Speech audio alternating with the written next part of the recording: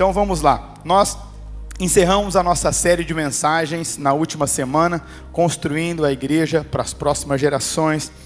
E hoje, aproveitando já também o mês que nós estamos, né? O Setembro Amarelo, eu quero falar um pouquinho com vocês sobre as prisões da nossa alma. E muito disso porque ontem, né, à noite, eu dei uma passadinha lá na chácara para ver se estava tudo certo. E aí, conversando com a minha esposa, ela falou algo muito forte, né? E me fez refletir algumas coisas. Ela disse que durante os intervalos, né, uma das mulheres a procurou e falou assim: pastora, eu já tinha escrito a carta de despedida e domingo à noite eu ia me suicidar. E aí ela disse: mas eu fui envolvida por um amor, por uma paz tão grande, e eu vou guardar essa carta que eu escrevi como um testemunho que Jesus chegou na minha vida um dia antes de eu tirar ela. Isso me fez, pode aplaudir Jesus, glória a Deus por isso. Glória a Deus. Então, quero trabalhar um pouquinho sobre esse assunto com vocês. Abra sua Bíblia, por favor, Salmos 142, a partir do verso 1. O salmista ele diz assim: com a minha voz clamei ao Senhor, com a minha voz supliquei ao Senhor. Derramei a minha queixa perante a sua face e expus-lhe a minha angústia. Quando meu espírito estava angustiado, então conhecestes a minha vereda. No caminho em que eu andava, esconderam-me um laço. Olhei para a minha direita e vi, mas não havia ninguém que me conhecesse. Refúgio me faltou, ninguém cuidou da minha alma. A ti, Senhor, clamei, e eu disse: tu és o meu refúgio e a minha porção na terra dos viventes. Atenda ao meu clamor, porque eu estou muito abatido. Livra-me dos meus perseguidores, porque são mais fortes do que eu. Tira a minha alma da prisão, para que eu louve o teu nome. Os justos me rodearão, pois me fizestes muito bem. Eu gosto de olhar para esse texto, porque nós estamos falando aqui de ninguém menos que o rei Davi. Sem sombra de dúvida, está nos maiores historiadores de todas as épocas, como os 3 principais e maiores reis de Israel. E para nós que somos cristãos, sem sombra de dúvida, talvez o principal. Mas é muito interessante porque na Bíblia nós temos 2 homens muito usados por Deus com problemas emocionais, né? Temos Elias e temos o rei Davi. Mas quero refletir sobre esse texto. Quando Davi ele começa a escrever esse texto, ele está na caverna de Adulão. E nesse período que Davi se esconde lá, ele está com a sua guarda real, ou os conhecidos valentes de Davi. Ou seja, aqui nós não estamos falando do exército de Israel, nós estamos falando do exército pessoal de Davi.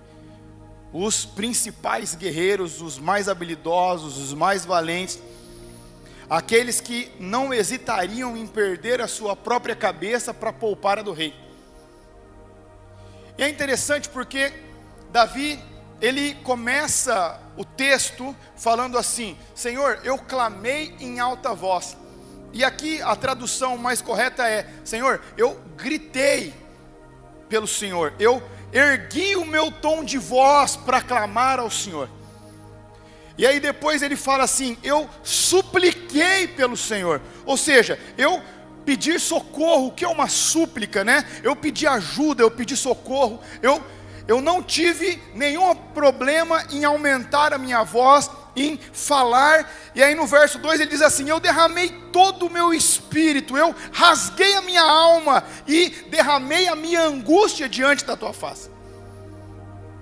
Ele, com toda certeza, né, ele estava tendo uma crise aqui, né? Se ele fosse aqui no médico, ele ia sair com laudo, certeza. Observe o que ele está falando aqui. Ele começa o quê? A clamar em alta voz, ele começa a suplicar, ele começa a derramar toda a sua angústia, né? Todo mundo sabe que antes de você desencadear uma crise emocional, seja ela por ansiedade, por depressão, por algum tipo de fobia, por amargura, você sabe que começa a vir um negócio no seu peito aqui, que você não tem nada, mas parece que você vai infartar. É ou não é? A maior parte das pessoas nunca infartaram, mas ela sempre fala assim: nossa, estou com uma dor no peito, parece que eu vou infartar. Por quê? Porque é uma dor que não é comum, chega a doer no físico. E aí Davi, ele está falando isso. E aí ele diz no verso 3 assim: quando meu espírito estava angustiado, então eu conheci o caminho da minha vereda. No meu caminho, onde eu andava, me esconderam um laço. E esse laço aqui, né, naquela época, eles usavam muitas armadilhas, porque eles viviam em constantes guerras. E era aqueles laços tipo de filmes mesmo, onde tinha uma vegetação, eles armavam essa armadilha com um laço e escondiam com a vegetação. Mas quando eles estavam passando em um lugar deserto, eles faziam uma armadilha e eles jogavam a terra por cima para poder esconder, ou seja, para te pegar de surpresa. Mas quando Davi está aqui, nesse momento de súplica, nesse momento de desespero, nesse momento ali de se derramar, de se angustiar na presença de Deus, pedindo ajuda para o nosso Deus, obviamente, ele não está falando que ele caiu em uma armadilha física, mas ele está usando uma metáfora para falar que quando ele começou a observar a vereda, os caminhos dele, ele percebeu que tinham escondido um laço. E ele não tinha percebido, só percebeu depois que tinham escondido. E aí, quando nós olhamos para a nossa vida, esse laço, ele pode ter chegado para nós de distintas maneiras. Pode ser um luto que você não superou, pode ter sido uma frustração amorosa, pode ser talvez ali na sua adolescência para a sua juventude, que todo mundo passa pela síndrome do patinho feio, todo mundo perde o dente começa a nascer torto, começa a dar espinha, é ou não é? Dá um desespero. Nos meninos, imagina nas meninas, não é? E aí tem pessoas que não superam isso. Então veja, aqui não tem problema os seus sentimentos, porque nós sabemos que todos nós sentimos, todos nós nos alegramos, todos nós nos deprimimos, todos nós nos amarguramos, todos nós ficamos tristes, todos nós ficamos nervosos. O que ele está falando aqui, dessa armadilha, ele quer dizer assim, que quando você não percebe, e o que era para ser um sentimento natural humano, isso se torna uma armadilha para você. E quando você percebe, você já não consegue mais sair disso, né? Aí, para os mais novos, não tem nenhum problema você sofrer o término de um relacionamento, de um namoro. O problema é quando já faz 2 anos que você não superou.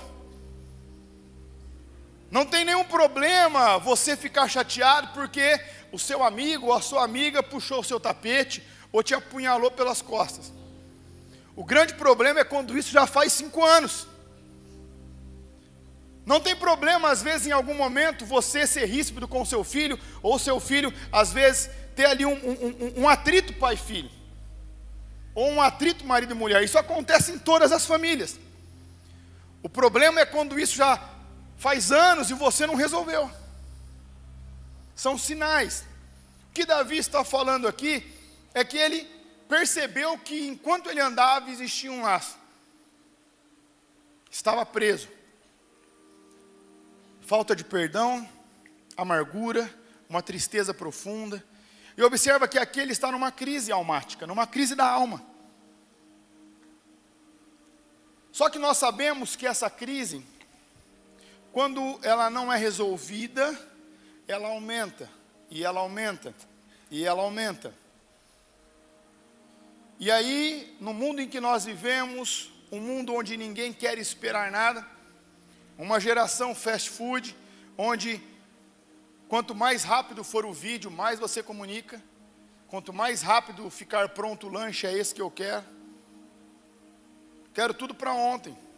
Não tenho tempo de preparar. A ansiedade, ela é embutida na nossa vida sem a gente perceber. É um excesso de futuro. A ansiedade, André Salomão fala que é o excesso de futuro. Agora, o que Davi está falando é que ele não tinha percebido, mas existia um laço no caminho dele. Então eu e você precisamos olhar para a nossa vida e enxergar uma falta, uma perca. O que às vezes mexe com as nossas emoções? O que às vezes faz com que a gente se descontrole emocionalmente? E é muito interessante porque quando nós olhamos para esses dois textos, nós conseguimos enxergar que talvez os dois homens ali, entre os 5, junto com Moisés, eles foram os principais homens do Antigo Testamento. E eles tiveram problemas com a alma.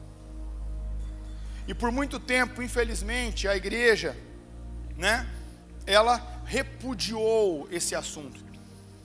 Ela tratava esse assunto como você não ora, você não lê Bíblia.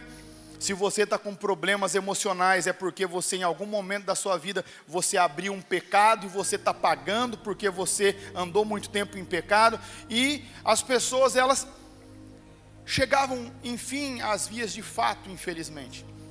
A grande questão é que hoje nós precisamos ter esse entendimento, que nós temos muitos meios e muitos recursos para podermos, como igreja, auxiliarmos ou sermos auxiliados quando necessário.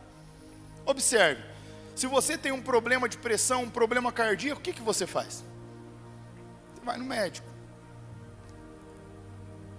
Você exagera no doce, começa a ter um probleminha lá, a boca começa a secar, começa a dar uma vertigem, começa a ter alguns ferimentos que demoram a cicatrizar, você não é daquelas pessoas que gostam de se cuidar, você chega no médico e vai ver o quê? Ó, glicemia está alta. Você vai procurar um médico, não é verdade? Se está com um problema de tumor, com algum câncer, algum tipo de coisa, o que você faz? Você procura um médico. Agora, você está com um problema, às vezes está faltando ali algumas questões na sua saúde, você precisa repor, precisa tomar um remédio, precisa ali, às vezes, conversar com alguém, com algum profissional, aí você fala, não, você não pode procurar um médico. Como se o cérebro não fizesse parte do corpo, não é verdade? Burnout nunca ficou tão comum nos últimos dias. Então começa a observar que isso não é de agora. Isso começou há pelo menos 1,5 milênio antes de nós, 2 milênios. Nós estamos falando aqui de quase 1 milênio antes de Cristo. Então comece a prestar atenção hoje na sua vida. E se pela graça de Deus, você não tem problemas ou não sofre com isso, comece a rodear ali pelas pessoas que estão à sua volta, porque nós podemos contribuir de alguma forma. Aqui mesmo na igreja, o Menotti que estava tocando, ele chegou um dia indo para o trabalho normal, ele encontra uma pessoa aqui no pontilhão, e ele acha estranho, ele para o carro e volta, a pessoa ia se jogar. Outra vez no Negrete indo ali, sentido Bauru Marília, outra pessoa pronta para se jogar. Quantas pessoas nos procuram aqui às quintas-feiras com problemas emocionais? Observem que quando nós falamos de suicídio, nós estamos falando no ponto final. Só que antes de chegar no ponto final, tem uma história que é escrita. E eu e você como igreja, nós podemos o quê? Entrar nessa história, apresentar Jesus nessa história. E obviamente, direcionarmos as pessoas para profissionais quando necessário. Seja um psicólogo, seja um psiquiatra. Comece a observar aqui o que o texto está dizendo. Ele está mostrando Davi no ápice da sua crise, rasgando o seu coração e se derramando. Observa o que acontece no verso 4, ele diz assim: eu olhei para a minha direita e eu vi, mas eu não encontrei ninguém que me conhecesse. Refúgio me faltou, ninguém cuidou da minha alma. Observe o que eu disse no início, ele estava nessa caverna e ele estava com a sua guarda real, com os seus guarda-costas, ou seja, com aquelas pessoas mais leais que podiam existir para ele naquele momento. E ele diz assim: eu olhei para a minha direita e eu vi. Ou seja, ele está falando que ele estava num momento de solidão perigosíssima. Aqui não está falando de solitude, aquele momento que é bom e é necessário que nós tenhamos a sós. Mas aqui mostra e revela a dor do que de fato é uma solidão. O problema da solidão nunca foi você estar sozinho, é você se sentir sozinho no meio de várias pessoas. Ele diz que ele olha para o lado direito dele, ele diz que ele vê, mas ele não encontra ninguém que o conhece. E é exatamente assim que uma pessoa com uma crise emocional, independente de qual ela seja, ela se sente. Às vezes ela senta na própria mesa com os pais, com o cônjuge, com os filhos, e ela olha para as pessoas, e o que essa pessoa vai falar assim: ninguém me entende, parece que ninguém me conhece. Agora, se essas pessoas que estão sentadas à mesa com você não te conhecem, quem será que pode te conhecer? É o que Davi está falando, é o que ele está rasgando o coração dele.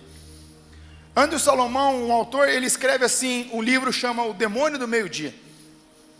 E ele escreve assim que você estar num quadro agudo de depressão é a mesma sensação de meio-dia, você estar trancado num quarto sem janelas e sem porta, tudo escuro, enquanto lá fora o sol brilha na sua maior intensidade. E o sentimento é como se você engolisse o seu próprio funeral. Então, nós temos que ter essa empatia com o nosso próximo. Porque muitas vezes o que não é nada para mim é muito para o próximo. E às vezes o que não é nada para ele é muito para mim. Por quê? Porque nós não somos iguais. Cada um tem um tipo de personalidade, cada um tem um tipo de resiliência, cada um tem um tipo de emoção, cada um tem um tipo de reação. Mas a grande questão é que eu e você, como igreja, nós devemos sim observar as pessoas que estão à nossa volta. Nós devemos sim prestar atenção. Alguns estudos americanos, principalmente das faculdades de Oxford e Harvard, eles falam que a maior parte das pessoas que tentam se matar, elas nunca conseguem na primeira oportunidade. O que isso significa? Significa que elas sempre dão um sinal que as coisas não estão bem. Então eu e você precisamos ter essa empatia com o próximo. Nós precisamos ter esse olhar com o próximo. E obviamente, se nós estivermos nessa situação, nós temos que lembrar que existe um Deus, que Davi está abrindo e rasgando seu coração. Mas obviamente, eu e você estarmos inseridos em um lugar. Por isso que nós falamos constantemente da importância de você estar em um pequeno grupo, de você estar num lugar onde você vai orar pelas pessoas e as pessoas vão orar por você, onde você vai se importar com as pessoas e as pessoas vão se importar com você. Nós sabemos, não existe intimidade na multidão. Não existe intimidade nas grandes aglomerações. É por isso que nós precisamos estar sempre atentos e termos um local, um pequeno grupo de pessoas que se importam conosco e que a gente também vai se importar com eles. E aí, depois que Davi diz isso, ele diz assim: me faltou refúgio, ou seja, eu não tinha lugar, eu estava num lugar escondido, estava numa caverna. E ele diz: mas eu não encontrei refúgio. Isso mostra que o refúgio não é um lugar físico. E aí que eu e você, como cristãos, nós precisamos ter esse entendimento. E ele diz: ninguém cuidou da minha alma. Então observe que se Deus nos fez uma tricotomia, ou seja, corpo, alma, espírito, Ele se importa com o seu corpo, com a sua alma e com o seu espírito. Da mesma maneira que aqui nós oramos por cura, nós oramos por libertação, nós oramos por salvação, nós também oramos para que Deus cure os seus problemas emocionais. Mas entenda algo que é muito importante. Da mesma maneira que nós precisamos ser prudentes, que nós precisamos ali, obviamente, termos o nosso cuidado com o nosso corpo físico, nós também temos que ter o cuidado com as nossas emoções, com a nossa saúde mental.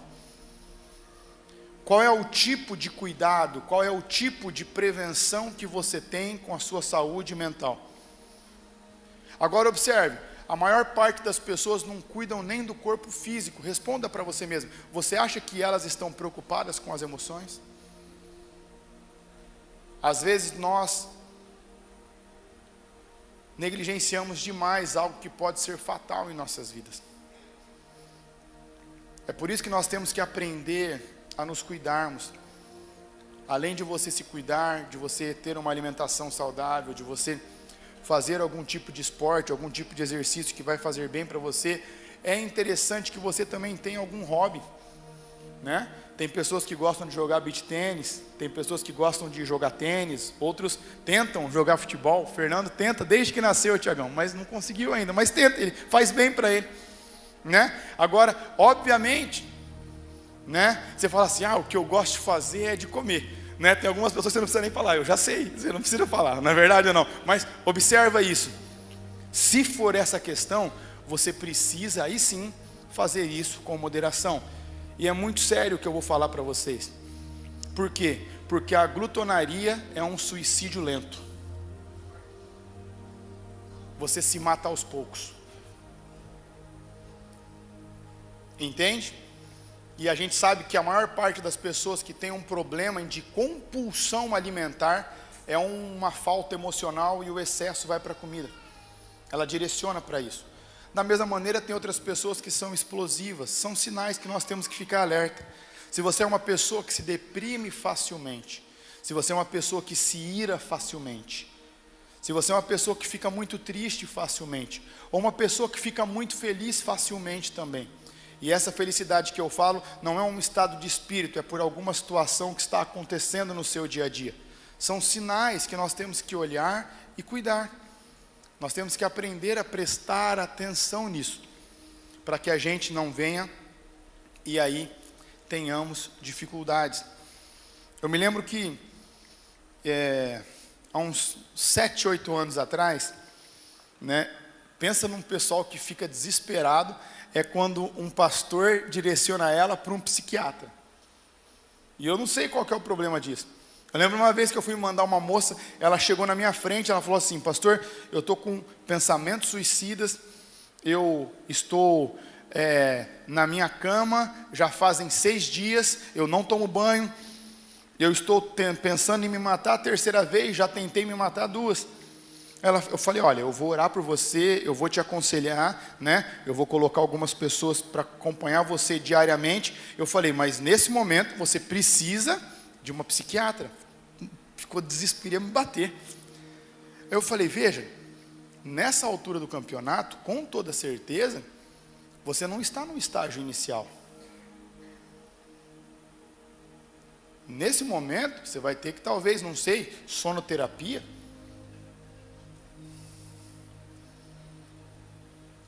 Eu não sei, talvez está faltando dopamina. Você precisa fazer exames, você precisa checar o que está acontecendo. Então veja, às vezes quando alguém te manda para um médico, não é que a pessoa quer o seu mal, ela quer te ajudar. Quando você vê alguém que sofre um acidente, o braço está torto, o que você vai fazer com ela? Precisa do médico, precisa do ortopedista. Precisa ou não precisa? Precisa ir. Então, a gente tem que ter esse entendimento, né? Um outro, nós fomos comer um pastel no shopping, eu cheguei, falei assim, eu quero um pastel de queijo e eu quero um mini pastel de brigadeiro branco com morango. Aí ele chega para fazer o pedido dele, ele pesava 150 quilos. Ele falou, eu quero 6 pastéis. Aí eu olhei para ele assim, eu falei, certeza que vai vir alguém, né? Ele talvez falou no celular. Sentamos na mesa e não veio ninguém. Comeu 6 pastéis. Aí, veja, só que a gente tem que ser sábio também, né? Se nesse momento eu tiro o pastel dele, eu ia tomar uma pastelada, e eu não ia. Aí fica quieto, come, conversa. Mas no dia seguinte eu comecei a conversar com ele. Falei, mano, isso não é saudável para você, não é bom. E fomos conversando. 2014, 13, 14, nessa época o pessoal nem se falava de medicina integrativa, medicina do esporte. Estava no pico da onda das bariátricas. E aí comecei a conversar com ele, fomos num psicólogo, depois num psiquiatra, depois ele começou a fazer algumas dietas, tomou alguns medicamentos, enfim. Depois de todo um acompanhamento, ele entendeu, eu preciso fazer a bariátrica. E ele fez, ele emagreceu 75 quilos. E aí ele falou assim, pastor, sabe o que mais foi forte para mim? Foi quando você falou assim, cara, se você continuar desse jeito, você não vai conhecer nem os seus filhos. Se conhecer, não vai ver eles se formar. Aí ele falou assim, o meu sonho é conhecer os meus netos. Quando você disse isso, eu falei, cara, é verdade, eu preciso me cuidar, eu não posso. Só que veja, era um problema emocional que ele tinha e ele descontava na comida. Obviamente tem pessoas que se isolam, tem pessoas que se trancam no quarto. Aí tem várias vertentes, e nós não estamos aqui para dar uma palestra, mas para falar do assunto, né? Às vezes as meninas vão desencadear problemas de bulimia, anorexia, não é verdade? Então nós podemos entrar em vários tipos de questões, mas que não vem ao caso aqui. Cada um sabe qual é o distúrbio ou qual é o tendão de Aquiles que você tem no que diz respeito às suas emoções. Então, observe o que o texto está falando. Observe como Davi está lidando no que diz respeito a ele e Deus com isso, né? E aí o texto continua. E ele diz assim, a ti, Senhor, eu clamei, e eu disse, tu és o meu refúgio e a minha porção na terra dos viventes. O que ele está querendo mostrar aqui, como eu disse anteriormente, um lugar de refúgio, de refrigério, na maioria das vezes não é um lugar físico. E aí ele começa a falar, Senhor, o Senhor é o meu refúgio. E ele começa a nos ensinar o quê? Que aquilo que eu não consigo preencher com o homem, com um lugar físico, com um lugar estrutural, o Senhor pode preencher. Esse vazio que está dentro de mim, ou às vezes essas questões que eu tenho internas, que às vezes eu não consigo reparar isso, já tentei de tudo, já fui atrás de tudo. Aí ele fala o quê? O Senhor é o meu refúgio. E o Senhor é a minha porção na terra dos viventes. O que ele está falando? No meio dos homens. Quem são os seres viventes? Os homens. O Senhor é a minha porção, o Senhor é a minha esperança, em outras versões. Então, ele está falando o quê? Que ele encontra o refúgio dele, que ele encontra o refrigério dele. Ele encontra isso. E ele fala ainda no verso 6 assim, Senhor, atenda o meu clamor, me atenda, me escute, me ajude. Por quê? Porque eu estou muito abatido. Eu estou muito abatido. Livra-me dos meus perseguidores. Por quê? Porque eles são mais fortes do que eu. O que ele está ensinando aqui, obviamente, esses perseguidores podem ser físicos, porque ele estava escondido, porque ele estava jurado de morte. Só que esses perseguidores, muitas vezes, estão aqui. Às vezes são sofismas, pensamentos. E nós temos sempre que ficar atento aos sinais, porque quando nós não eliminamos algo que nos persegue, isso aumenta. Um exemplo, pode saber disso, e nem adianta cutucar a pessoa que está do lado. Sabe, às vezes, quando você vai na porta da sua sala e da sua cozinha 10 vezes para conferir se você trancou ela? E às vezes, quando você apaga, você dá uma olhadinha debaixo da cama para ver se está tudo certo. Entende ou não? Isso é coisa que está aqui. Entende? Não é? Escuta um vento, bate a janela. Você pode falar assim, será um gato? Será que está ventando? Não, aí você já pensa assim, certeza que tem ladrão na minha casa. Você sempre vai pensar naquilo que é pior, né? Você confere, vai nas janelas. Entende? Tudo isso aí é coisa que persegue na nossa mente, fica martelando lá. Então, nós temos que tomar cuidado. Obviamente, isso são coisas simples e coisas pequenas, mas manias de perseguição. Tem alguém me seguindo, tem alguém me seguindo. Obviamente que se for verdade, você precisa usar os meios corretos para resolver. Mas toda vez alguém está te seguindo, toda vez alguém está te perseguindo, toda vez alguém quer te fazer mal. Você entende? Que aí é uma questão que fica de perseguição e nós sempre vamos nos colocar em uma posição de vítima. São sinais. E são coisas que acontecem antes do ponto final. Qual é o ponto final? É as vias de fato. É quando a pessoa ela não consegue encontrar soluções, ou ela não consegue encontrar saídas. E na mente dela, a única saída que ela tem é colocando um basta na própria vida. Ela acredita que se ela fizer isso, todos os problemas estarão resolvidos. Mas o que nós temos que ensinar como igreja? Que existem maneiras de se resolver as coisas, obviamente, antes disso. E qual é a principal dela? Quando nós deixamos que Jesus preencha todas as nossas faltas. Que Ele preencha todos os nossos vazios. Que Ele é a resposta de todas as nossas dúvidas. É o que Davi está nos ensinando. Mas observa que em nenhum momento ele se coloca como alguém forte. Ele não faz questão de mostrar a sua vulnerabilidade. Ele começa e fala assim: Senhor, eu estou muito abatido. Estou muito para baixo. Me ajuda. Me ajuda porque os que me perseguem são mais fortes do que eu. Ele estava falando, eu não estou conseguindo resolver isso. Eu não estou conseguindo derrotá-los. E aqui ele não estava em conflito físico. Ele estava num conflito com a mente dele. E ele era um homem de Deus. Um homem segundo o coração de Deus. Um adorador. Observe o que ele fala no último verso. Ele diz assim, no verso 7. Senhor, tira a minha alma da prisão. Em algumas versões, livra a minha alma do cárcere. Por quê? Para que eu possa louvar o teu nome. Me rodeio dos justos, porque eles me fazem muito bem. Agora, observe isso, que sem a gente perceber quais são os passos que nós temos depois de estarmos ou entrarmos em uma crise emocional. Sem a gente perceber, nós paramos de adorar ao nosso Deus. Olha o que ele fala: me livra da prisão, me livra desse laço, me livra desse cárcere. Por quê? Gente, ele não estava preso. Ele não estava preso fisicamente, mas ele estava preso emocionalmente. E ele fala, me livra. E por que que ele queria ser livre? Para que eu possa louvar o seu nome, para que eu possa adorar o seu nome. Veja que ele era um adorador. Quantas vezes o próprio rei Saul chamou para que ele pudesse dedilhar as suas harpas,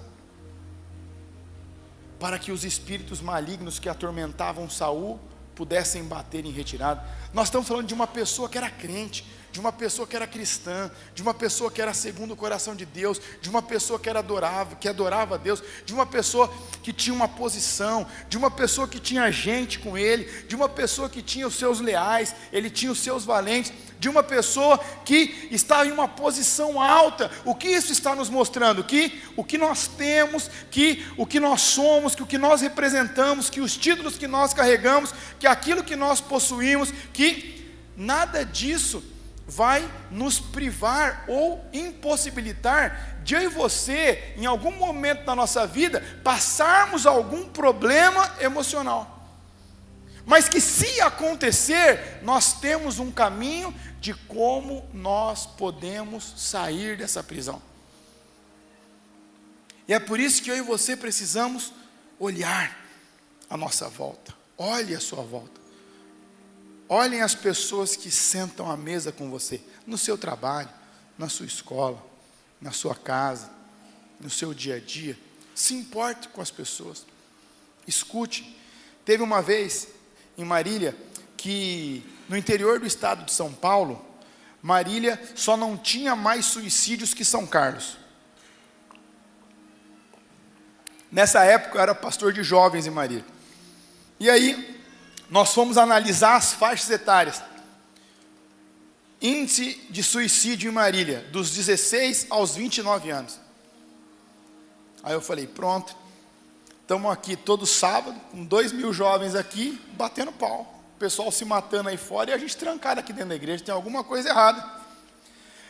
E aí eu lembro que nós fizemos uma ação de impacto nas faculdades, nas escolas, nos cursinhos, nos lugares onde tinham pessoas. Nós começamos o quê? A agir para resolver a situação. Por quê? A pessoa que está em uma crise, ela não consegue encontrar resposta. Mas nós que somos cristãos, nós estamos cheios de Jesus. E pela sua graça, nós não temos essa dificuldade no momento, ou não temos esse problema. Nós podemos ser a resposta do problema dessas pessoas. Ou melhor, apresentar a resposta, o preenchimento do vazio para essas pessoas. E eu lembro que os testemunhos foram tantos. Eu lembro que um dia chega um rapaz fedendo muito, e ele cai no chão, estava todo cabelo sujo, barbudo. Ele estava 10 dias trancado em um quarto, defecando nas próprias roupas, sem tomar banho, sem fazer barba, sem lavar o cabelo, cheio de ferida. Ele falou assim: eu estava deitado na cama, esperando a morte chegar. E nós ajudamos esse rapaz, nós cuidamos desse rapaz. Claro que com ajuda médica, psicológica. A igreja faz a parte dela até no que lhe cabe. O que não lhe cabe, ela direciona. Se é necessário um médico, se é necessário um profissional. Esse rapaz, ele consegue superar essa crise emocional que ele tinha. Ele finaliza a faculdade. Hoje ele é médico lá em Uberlândia. Casado, tem filhos. E tantas outras, né? E Deus começou a fazer algo tão lindo no nosso meio. Me lembro de uma Deep Conference que uma menina, ela tentou se matar 7 vezes. Então ela tinha cicatrizes nos braços, e eu acho que na virilha, que também eu acho que passa uma artéria aqui, ela tinha tentado cortar. E no meio de uma ministração, o pastor falou assim: tem uma moça aqui que tentou se matar algumas vezes. Ela tem muitas cicatrizes nos braços, mas Jesus vai curar a sua alma. E quando Ele curar a sua alma, essas cicatrizes vão desaparecer. Do nada essa menina dá um grito. Tinha uns 4.000 pessoas no ginásio da Unimar. Essa menina dá um grito e vem correndo, e ela fala: as minhas cicatrizes sumiram. Jesus me curou. Veja, o que nós temos que entender é que às vezes isso, por não ser um assunto tão comentado, a gente nem se importa muito, não é verdade?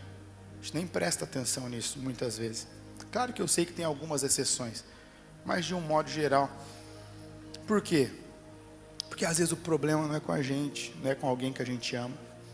Mas oportuno em um mês como esse, nós temos tantas pessoas aqui na igreja. Na verdade, nós temos tantos adolescentes, nós temos tantos jovens, nós temos tantas famílias aqui.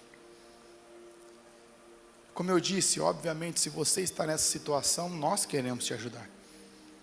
Mas se você não está nessa situação, nós podemos ajudar. Nós podemos ajudar, nós podemos contribuir. Enquanto a equipe de louvor sobe, eu me lembro que nessa época, nessa ação que nós fizemos em Marília, eu atendi por quase 2 anos mais de 300 jovens com problemas emocionais, ansiedade, depressão, alguns com alergias na pele, outros com problemas estomacais, úlceras, gastrites, que eram muito nervosos. E aí nós começamos a estudar, a pesquisar sobre isso, e aí já é sabido por todos isso, que uma boa parte do câncer, úlcera, gastrite, AVCs, são por causa de problemas emocionais, raiva demais, tristeza demais, amargura, falta de perdão. E muitas dessas pessoas que eu recebia, a pessoa ela chegava e ela falava assim do outro com ódio. E ela falava: e aí, pastor, o que eu devo fazer? Eu falei: olha, a gente pode ver daqui a pouquinho o que você deve fazer. Primeira coisa, perdoa essa pessoa. Porque quem está morrendo é você, não é ela não. O seu ódio está matando você. Mas o erro foi dela. Eu falei: mas o ódio é seu. Se você perdoar, você vai tirar esse peso de você. E aí nós vamos começar a trabalhar as outras questões. Mas o primeiro passo é esse. E eu lembro que desses mais de 300 jovens que eu atendi, eu atendi 5 vezes. E ele se matou. foi o único, graças a Deus, porque foi o único. Mas eu me lembro que quando aconteceu, eu não lembrava nos mais de 300, por vários meses. Eu ficava pensando, puxa, o cara sentou 5 vezes na minha frente. O que será que faltou? Será que eu poderia ter falado mais alguma coisa? Será que eu poderia ter, sei lá, indicado alguma outra coisa? Será que faltou algo? Mas obviamente, nós não temos ali controle sobre a ação do próximo. Mas naquilo que diz respeito ao que eu e você podemos fazer, vamos fazer. Vamos ser igreja também nessa questão. Vamos ser igreja também dessa maneira.